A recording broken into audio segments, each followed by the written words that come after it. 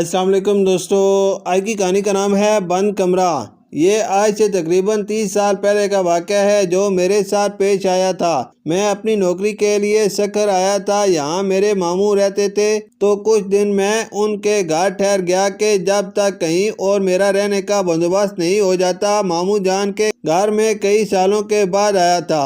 بچپن میں کبھی اماں جان کے ساتھ آیا کرتا تھا۔ ابھی کچھ دن ہی گزرے تھے، نئی نوکری تھی، میں اس میں الجھا ہوا تھا۔ ایک رات میں دیر سے گھر لوٹا، کھانا کھا کر میں اپنے کمرے کی جانب بڑھا تو مجھے ایسا محسوس ہوا کہ کوئی اوپر کی جانب گیا ہے۔ میرا کمرہ زینے کے سامنے تھا اور اوپر ایک کمرہ تھا جو بند پڑا تھا۔ ماموں نے مجھے پہلے دن ہی وہاں جانے سے منع کیا تھا، کیوں یہ نہیں بتایا تھا۔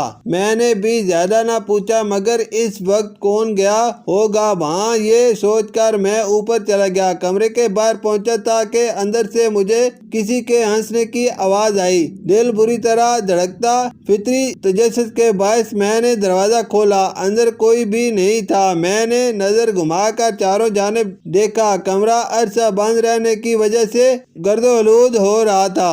آوازوں کو اپنا وہم جان کر میں پلٹنے ہی لگا تھا کہ میری ممانی نے مجھے پیچھے سے پکارا۔ میں نے چونک کر دیکھا۔ مجھے حیرت بھی ہوئی کہ وہ کبھی سیڑھیاں نہیں چڑھتی تھیں، پھر اوپر، مگر انہوں نے کہا کہ مجھے اوپر آتے دیکھا تو میرے پیچھے چلی آئیں۔ مجھ سے پوچھا تو میں نے بتایا کہ مجھے لگا کوئی یہاں آیا ہے، دیکھنے چلا آیا۔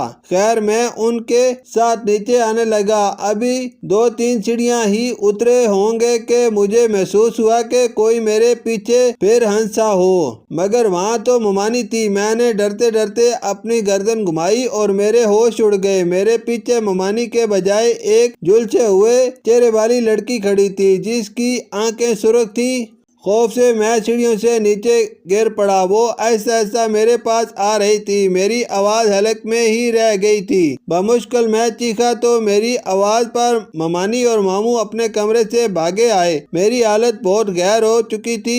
میں نیم بے ہوشی میں تھا، مگر مجھے وہ لڑکی اپنے سامنے محسوس ہو رہی تھی۔ ماموں شاید سمجھ چکے تھے مجھے کیا ہوا ہے۔ انہوں نے مجھ پر دم کیا اور اپنے کمرے میں لے گئے۔ کچھ دن بعد جا کر میری حالت بہتر ہوئی۔ میں نے اس رات کا تمام حال کہہ سنایا تو ماموں نے بتایا کہ اوپر بند کمرے میں اسیب ہیں، اس لیے وہاں کوئی نہیں جاتا، مگر وہ کسی کو نقصان نہیں پہنچاتے۔